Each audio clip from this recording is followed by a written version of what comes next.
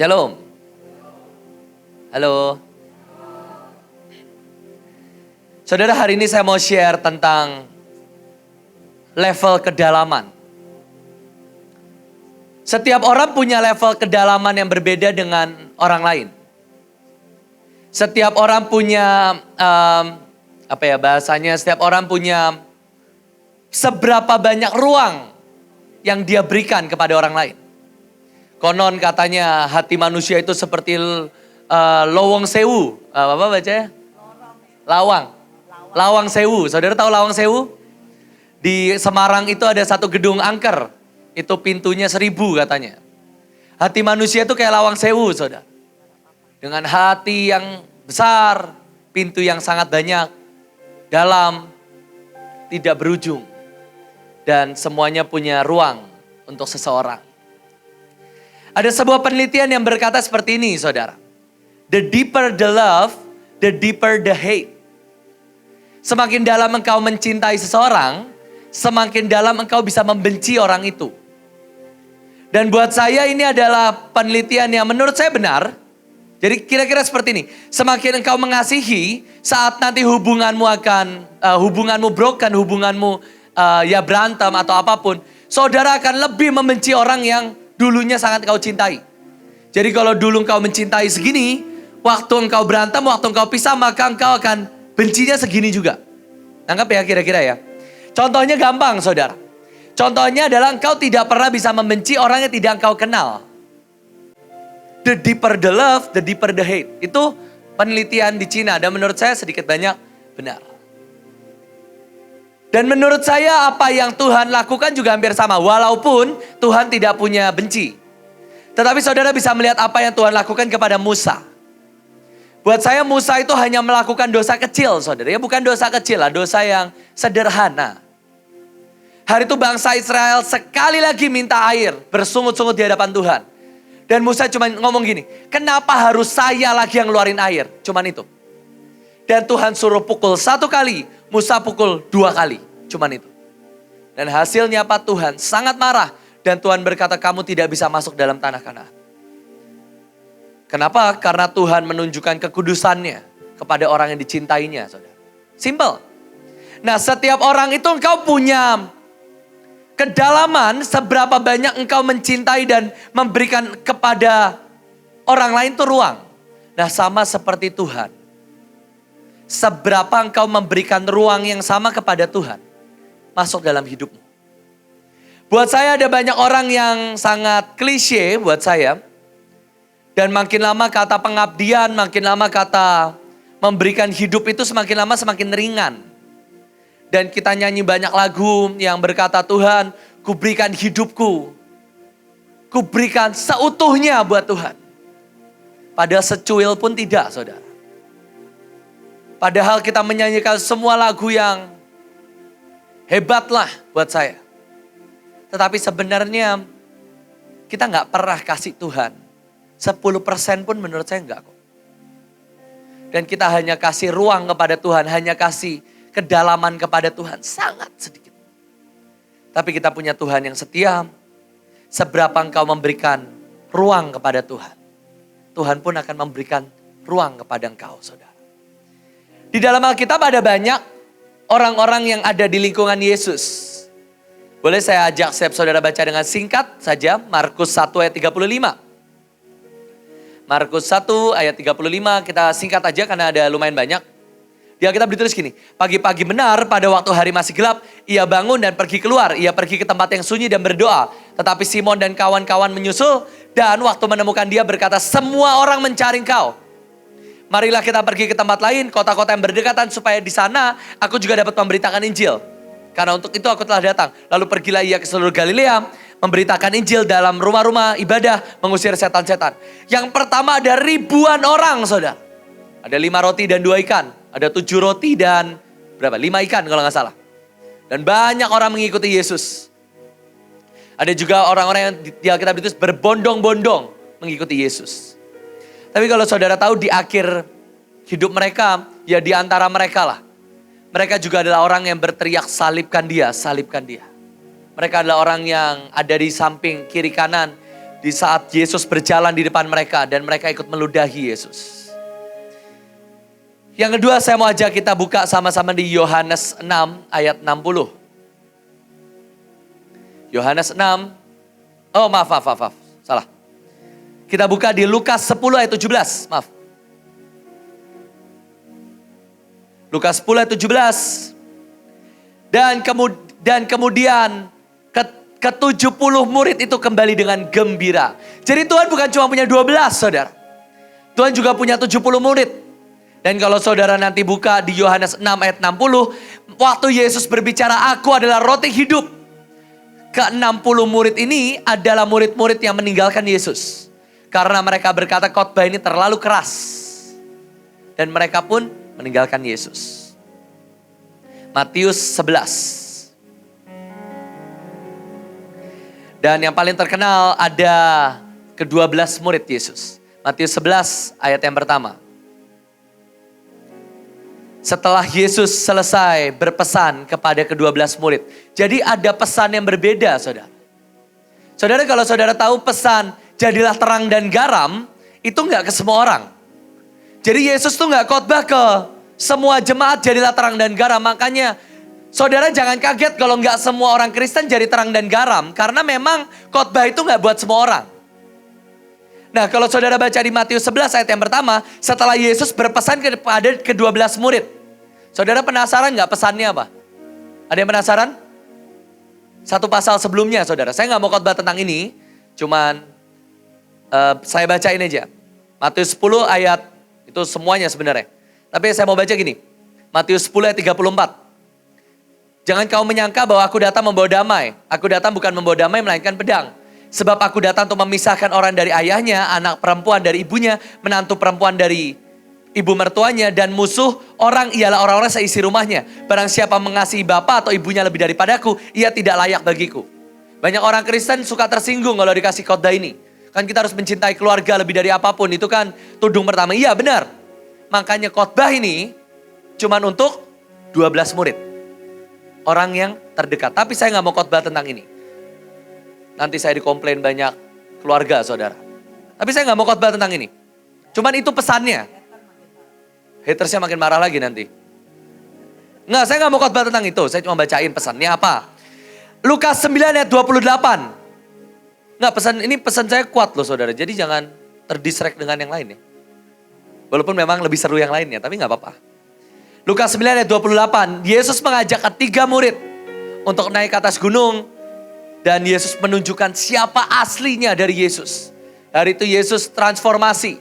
Yesus membawa Petrus, Yohanes, dan Yakobus naik ke atas gunung untuk berdoa. Dan Yesus berubah, transform. Itu cuma ditunjukkan kepada 3 murid. Jadi saudara bisa melihat ya, ini ada yang beda level. Khotbahnya beda, berbahagialah engkau. Itu memang khotbah buat rakyat saudara. Itu khotbah buat ribuan orang. Jadilah terang dan garam. Itu khotbah cuman buat murid-murid. Kalau saudara baca di Alkitab, cuman mereka yang mengikuti Yesus naik ke atas gunung. Dan Yesus berkata, jadilah terang dan garam. Ada pesannya khusus untuk ke-12 murid.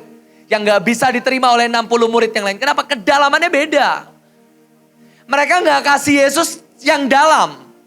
Mereka cuma kasih Yesus mungkin semata kaki. Mereka cuma kasih Yesus sepinggang. Maka waktu Yesus berbicara tentang kedalaman yang utuh, murid-murid waktu Yesus berkata, aku adalah roti hidup. Siapa yang tidak melalui aku, nah itu mereka mundur. Oh gak bisa aku. Kalau khotbah berbahagia, aku suka berbahagia Tuhan. Tapi kalau sudah, ini ekstrim ini. Musuhku adalah seisi rumahku, ekstrim ini. Aku akan memisahkan mertua dengan menantu, bapak dengan anak. Wah ini gak bisa ini. Di Alkitab ditulis Tuhan akan memulihkan hubungan antara anak dengan bapak. Itu yang saya pegang. Kenapa? Ya emang normal. Kenapa ya? Ini pesan buat 12 murid. Gak semua orang bisa dapat. Dan Yesus menunjukkan kebenaran. Ini yang saya suka dari Ibu Ruth. Ibu Ruth selalu menyatakan kebenaran. Itu cuma kepada 3 murid. Thomas gak pernah lihat. Siapa lagi? Yudas gak pernah lihat. Dan kebenaran siapa Yesus tidak pernah dinyatakan. Makanya kenapa Yudas tidak pernah memanggil Yesus dengan sebutan Allah. Gak pernah disebut dengan Tuhan. Yudas selalu menganggap ini cuman guru. Khotbahnya keren. Seberapa banyak saudara jemaat di tempat ini, engkau menganggap Ibu In khotbahnya keren. Gak apa-apa, gak dosa saudara. Seberapa banyak followers dan subscriber kita yang ikut khotbah dan mendengarkan khotbah Ibu In. Khotbahnya bagus, sangat memberkati. Khotbah Ibu Ruth, saya gak suka khotbahnya. Keras banget. Saudara sering dengar khotbah seperti itu? Perkataan seperti itu? Bahkan gak usah muluk-muluk lah. Berapa banyak orang Bahtera, orang Mahanaim. Oh iya, kalau tentang jiwa-jiwa kita sepakat. Tentang menabur kita masih sepakat. Tapi kalau udah terlalu ekstrim, oh enggak lah. Saya skip yang ini. Gak apa-apa saudara. Ini gak apa-apanya tuh tulus loh, gak nyindir. Muka saya tuh tulus. Udah mau nyanyi kayak saya, seperti tulus. Memang gak semua dipanggil untuk menjadi 3 murid. Memang beda saudara. Tapi yang terakhir, Yohanes 20 ayat 17, ya nantilah. Terakhir, Maria Magdalena. Khotbahnya udah sering denger lah. Sebelum Yesus bertemu dengan Bapa, itu ceritanya kalau saudara baca, hari itu Maria datang. Nanti kita bahas lagi. Di situ ada 2 malaikat. Yesusnya kemana saudara? Saya mau tanya, Yesus kemana? Kok cuma 2 malaikat yang di situ? Ada yang mau jawab? Yohanes 20 ayat 17. Itu satu perikop ya. Ayat 11, lalu Maria berdiri dekat kubur, ayat 12, dan tampaklah olehnya 2 orang malaikat. Ini Yesus bukan? Bukan. Yesusnya kemana? On the way ke surga saudara, ketemu Bapa. On the way nih. Antara on the way ke surga, kan kuburnya udah bangkit. Batunya udah terguling. Yesus udah jalan, udah terbang ke surga. Dan tiba-tiba, setelah itu Yesus ngelihat Maria nangis. Yesus balik saudara.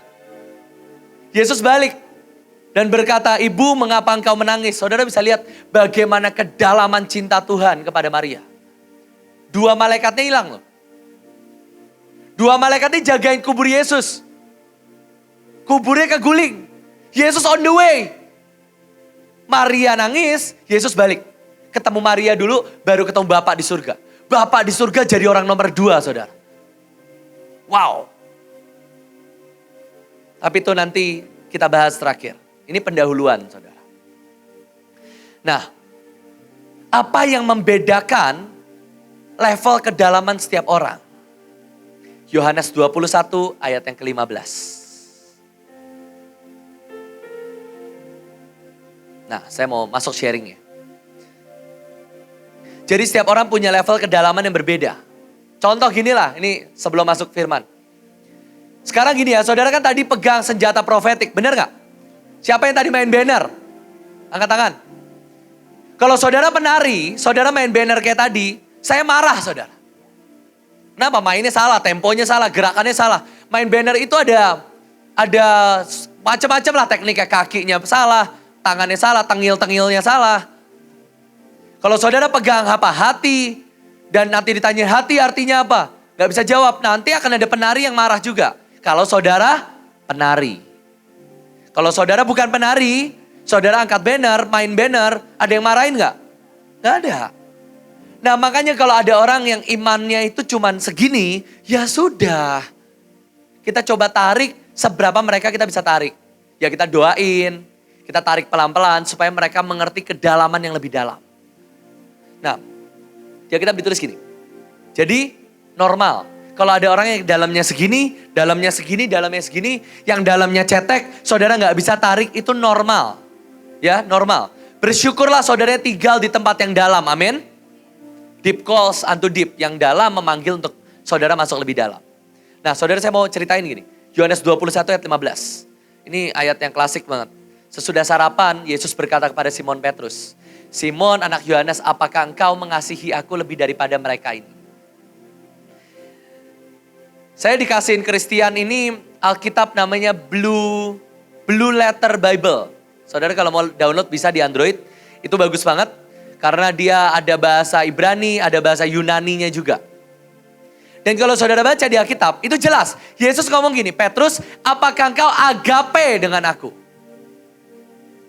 Hari itu pertanyaannya adalah, Petrus apakah engkau mengasihi aku? Dan Petrus menjawab, benar Tuhan engkau tahu bahwa aku mengasihi engkau. Saudara tahu, itu gini, Yesus bertanya Petrus, apakah engkau agape dengan aku? Dan jawaban Petrus, ya Tuhan, aku filia dengan engkau. Ini kalau bahasa Indonesia, saya bersyukur bahasa Indonesia itu juga punya yang jelas. Itu seperti gini, Yesus bertanya Petrus, apakah mencintai aku dari lubuk hatimu? Dan jawaban Petrus gini, ya Tuhan, aku suka sama kamu. Saudara siapa yang di sini pernah SMA dan SMP? Boleh katakan pernah ABG. Saudara tahu antara suka, cinta dan sayang itu berbeda. Saudara tahu ya, aku suka sama kamu. Itu level paling bawah. Cinta sama kamu, nah itu level tinggi. Aku cinta. Nah hari itu Petrus gini, ya Tuhan aku suka sama kamu. Jauh gak? Jauh. Hari itu Yesus bertanya Petrus, apakah engkau agape dengan aku? Apakah engkau mencintai aku dengan segenap lubuk hatimu? Agape adalah cinta yang tidak mengharapkan kembali. Seperti kasih ibu kepada beta. Bersyukurlah si beta itu saudara. Tak terhingga sepanjang masa. Tapi hari itu Petrus menjawab, ya Tuhan, aku filia. Aku hanya punya kasih as a friend kepadamu. Agape adalah cinta yang saudara tidak mengharapkan kembali. Cinta yang all out. Cinta yang saudara nggak perlu disayang gitu. Tapi kapanpun Yesus membutuhkan, Petrus akan standby. Itu agape. Buat saya ini cinta yang sangat dalam, kedalaman. Dan hari itu Yesus bertanya Petrus, apakah engkau agape? Ya Tuhan, aku filia. Makanya kenapa Yesus tanya lagi, Petrus, pertanyaan gue bukan itu. Kira-kira gitu jawaban Yesus. Gue nanya ke lu nih, Petrus lu agape gak sama gue? Lu agape, pertanyaan yang kedua sama saudara. Baca lagi. Lalu bertanyalah Yesus, gembalakan domba-dombaku. Kata Yesus pula kepadanya, Simon, agape gak sih sama aku? Ayat ke-16. Jawaban Petrus masih gak nyambung saudara. Aku filia Tuhan. Petrus, pertanyaanku bukan suka. Aku ngerti bedanya filia dan agape. Aku ngerti bedanya, kata Yesus gitu. Ini saya translate. Saya ngerti bedanya filia sama agape. Gua ngerti. Makanya yang saya tanya, aku tahu. Makanya aku tanya, kamu agape gak sama aku? Ditanya, kamu sedalam ini gak sama aku? Petrus jawab, ya Tuhan aku sayang sama kamu segini. Yesus tanya lagi, kamu sayang aku segini gak sih? Dan Petrus jawab lagi, memang Petrus ini rada saudara. Ya Tuhan, aku suka sama kamu. Ya Tuhan, aku filia sama kamu. Dan terakhir, dan buat saya ini benar-benar ayat 17. Kata Yesus kepadanya untuk ketiga kalinya. Kalau bahasa Indonesia sama. Simon anak Yohanes, apakah engkau mengasihi aku? Hari itu yang Yesus tanya gini, yang ketiga. Lalu bertanyalah Yesus untuk ketiga kalinya. Simon, apakah engkau sungguh filia sama aku? Petrus, oke lah kamu bilang kamu suka. As a friend, sayang as a friend. Yesus tanya gini, emang benar kamu sayang aku as a friend? Dan di Alkitab ditulis, maka bersedihlah hati Petrus. Karena Yesus bertanya untuk ketiga kali. Kalau bahasa Yunaninya beda. Maka Petrus bersedih karena Petrus tahu. Yesus nanya, aku filia atau enggak? Dan Petrus bisa jawab enggak? Enggak. Jadi Petrus filia aja? Tidak. Ini cinta bertepuk sebelah tangan saudara. Yesus tanya, kamu agape enggak? Filia Tuhan. Yakin filia. Nangis. Kayaknya enggak juga sih Tuhan. Jadi ternyata 3 orang ini ya, orang yang menurut Yesus mereka adalah orang yang paling dalam sama Yesus. Sampai Yesus reveal aslinya seperti apa. Pakai cahaya semua. Sampai mereka gak bisa lihat. Waktu ditanya, kamu sedalam ini gak sih? Enggak Tuhan, gue segini. Bener segini. Gak ada yang Tuhan segini. Makanya buat saya semua kita itu pembohong lah di hadapan Tuhan. Saya benar-benar ngelihat yang namanya, saya tahu virus ini real. Dan saya tahu menakutkan ya, saya juga takut kok. Tapi saudara lihat gak sih? Ini loh, coba saudara lihat nih, sebelah kanan. Ini ada gambar semua jenderal-jenderal, semua rasul-rasul. Saya yakin dan percaya semua orang Mahanaim sebelum ada virus. Kami akan berjalan dengan signs and wonders. Terima mujizat, terima. Ikut bahtera bertahun-tahun. Kita tunggu lawatan terbesar. Dikasih tahu John Gillek, taruh penyakit pes di tangan. Saudara tahu kok khotbahnya. Begitu ada virus, saya gak akan suruh saudara angkat tangan. Tapi berapa banyak yang sempat gak kebaktian? Jujur dengan hatimu sendiri. Iman Tuhan, sign and wonders, keajaiban. Nanti muncul lagi ayatnya. Kan kita harus taat kepada pemerintah. Bukalah Kisah Para Rasul 3, saudara. Apa yang Petrus jawab waktu diomongin seperti itu. Saya balik Alkitab ya. Iman, mujizat, keajaiban. Begitu ada corona. Gak ada yang Tuhan, segini Tuhan.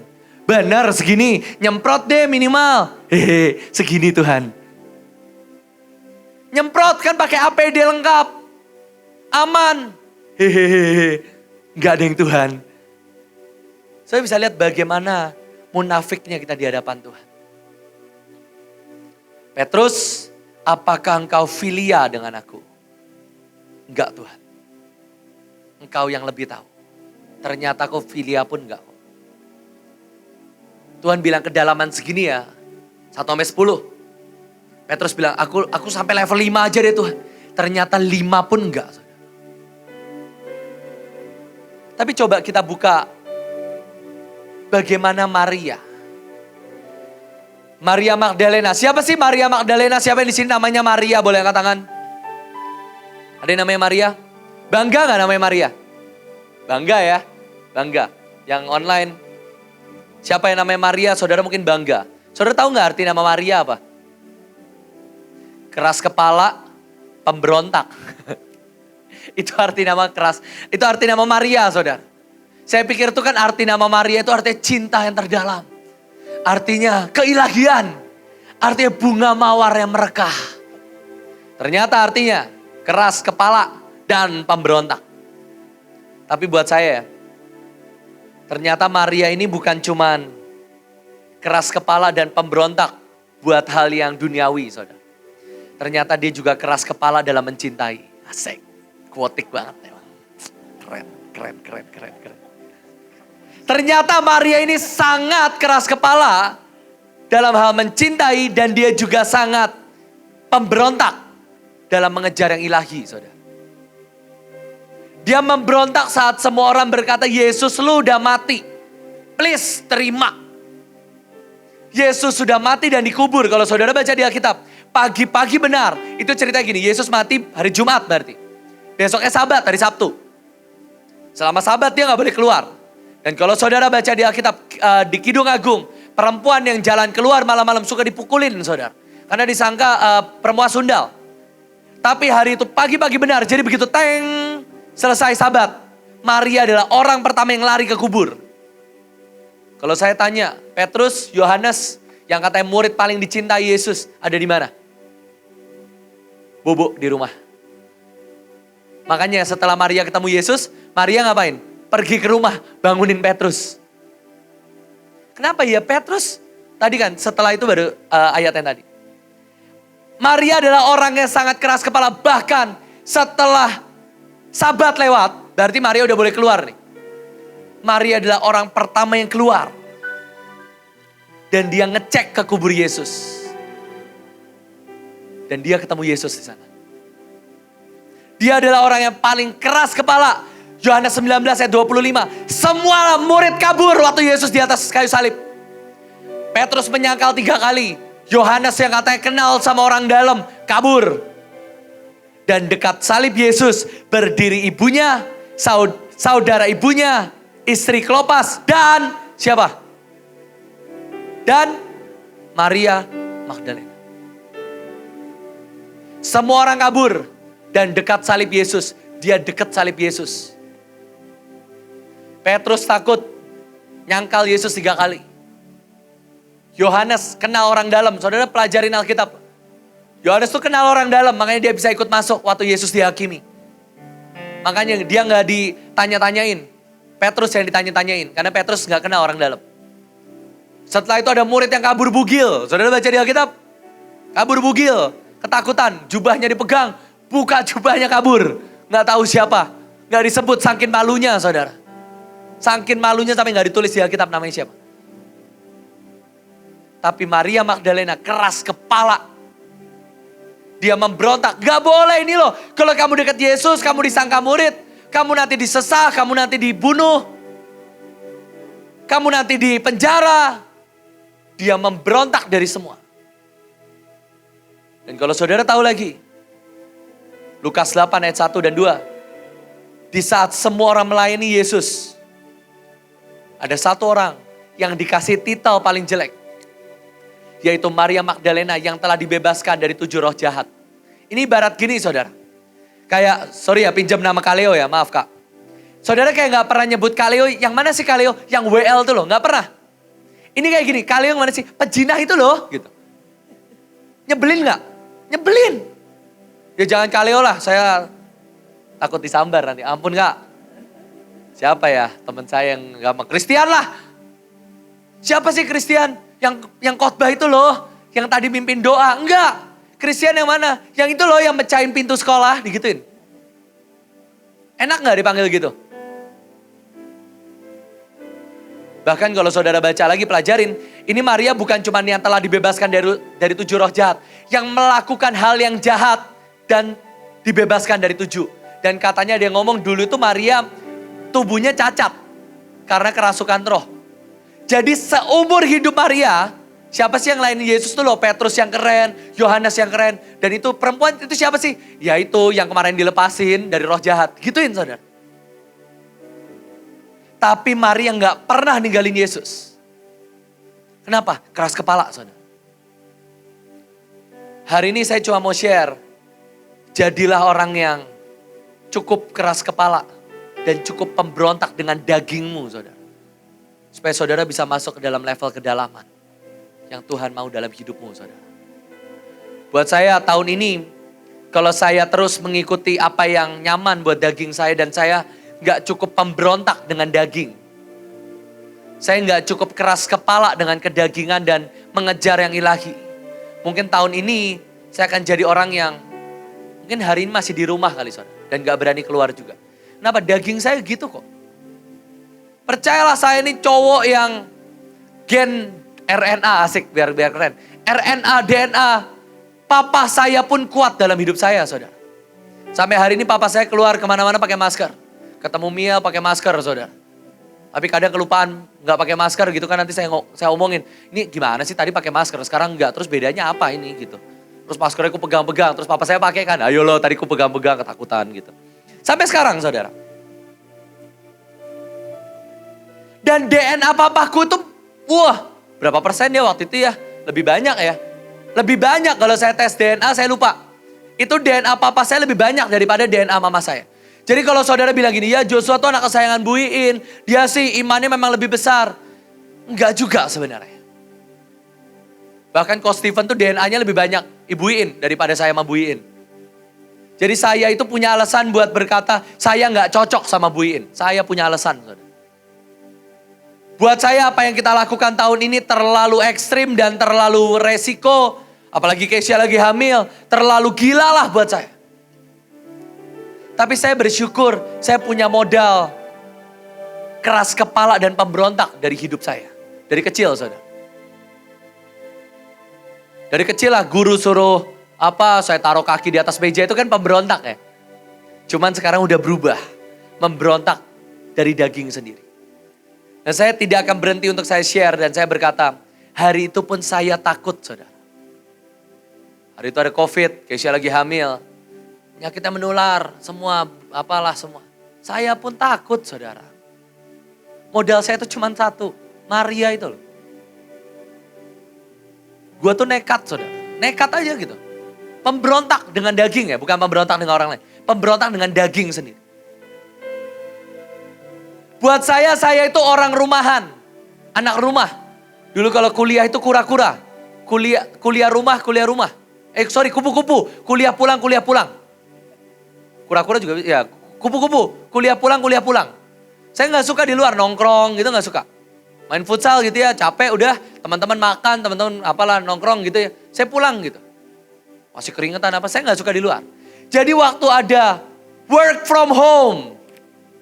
Mahanaim sekolah libur. Percayalah daging ini saudara. Hati ini, jiwa ini merindukannya. Work from home. Saya pun pengen saudara. Awalnya. Puji Tuhan. Sama kok. Tapi saya tahu. Hati ini loh. Berontak. Sama namanya kenyamanan. Dan saya berkata di saat semua keluarga-keluargaku meresikokan dirinya. Ketemu COVID, ketemu makian semua orang. Masa iya saya di rumah doang? Saya berontak dengan itu saudara. Dan saya memutuskan untuk keluar rumah. Dan melakukan apa yang Tuhan mau. Nyemprot bagi makanan, masak semua. Dan gak pernah saya biarkan saudara. Saya nyaman di rumah. Waktu itu ada pengumuman siapa yang mau pergi ke suku terasing. Buat saya tahun ini saya melewati banyak hal-hal yang ekstrim lah. Ke Afrika, ke suku terasing. Kita sama Samuel, sama Christian. Itu pengalaman yang setelah saya pikir-pikir, ngapain saya pergi ke sana saudara. Itu cerita pahit-pahitnya kan, kami sempat tersesat saudara. Kami sempat tersesat, gak bisa naik motor karena handphone gak bisa, jadi tukang ojeknya gak bisa dipanggil. Jadi kami jalan 3-4 jam saudara. Kami pakai sendal gunung, sendal kami putus. Kami pakai sendal jepit, sendal kami putus. Jadi kami jalan tuh nyeker.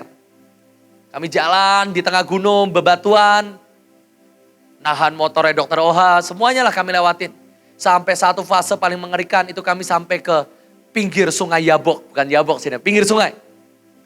Dan itu pasir. Dan itu jam 12 siang. Kami tanpa sepatu, tanpa sendal. Itu jalan di pasir panas.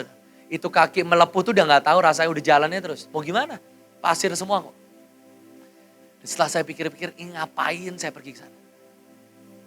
Karena saya ini keras kepala, saudara. Buat saya gampang kok ngutus anak rock banyak yang lebih cocok buat outdoor buat saya. Saya ini kan muka-muka indoor, saudara. Kalau KKR 3000, nah itu kan muka saya cocok. Banyak kok anak rock yang siap diutus ke suku terdalam, suku terasing. Yang kulit-kulit mereka juga jauh lebih tebal, lebih cocok lah buat outdoor. Tapi hari itu saya mutus, enggak. Saya cukup keras kepala. Untuk mengejar yang ilahi, saya cukup memberontak. Untuk mengalahkan kedagingan saya. Dan saudara saya mau tutup gini. Ada level kedalaman yang Tuhan tawarkan. Seberapa saudara memberikan Tuhan ruang, ya Tuhan akan masuk ke situ. Saudara kasih ruang segini, ya Tuhan akan segini. Saudara kasih segini, ya Tuhan akan segini. Tuhan itu gentle. Tapi akan ada orang-orang yang keras kepala. Dia cuma punya segini nih. Kapasitasnya cuma segini.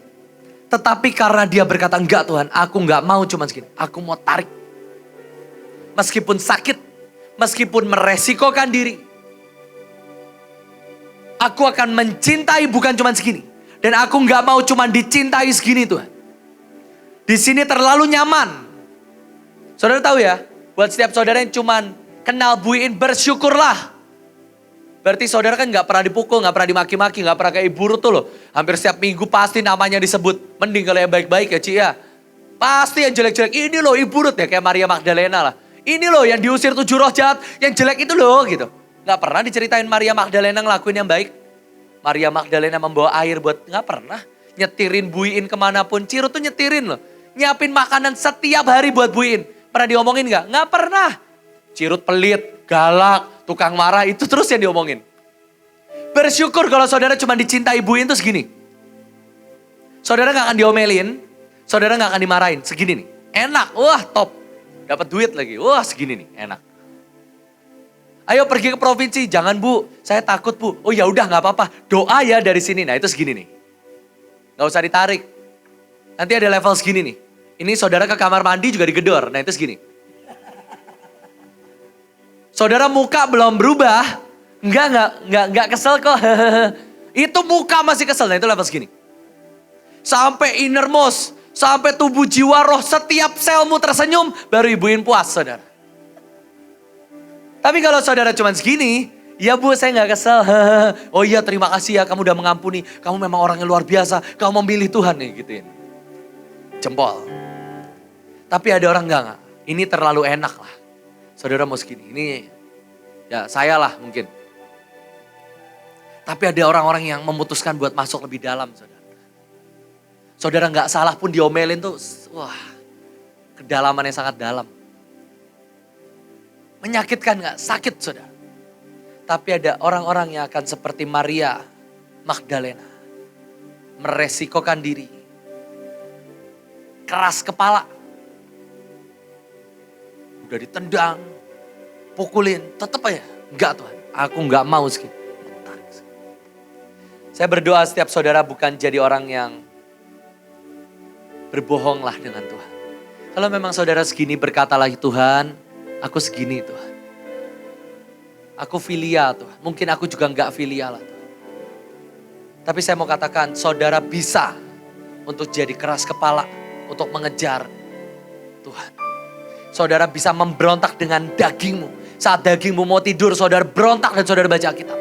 Saat dagingmu mau istirahat, saudara berontak dengan dagingmu. Dan saudara pergi kebaktian. Waktu bahasa roh 5 menit. Badan udah capek tapi saudara berontak buat bahasa roh 5 menit. Waktu semua orang berkata, udahlah kamu segini aja. Tapi saudara keras kepala. Dan saudara jalan satu langkah lagi. Udahlah kamu tuh memang cuma segini tapi saudara terlalu keras kepala. Saudara jalan lagi. Bersyukurlah kalau namamu Maria saudara. Karena berarti kau sudah didestinikan untuk masuk ke tempat yang lebih dalam bersama Tuhan. Saya mau ajak saudara yuk kita doa sama-sama.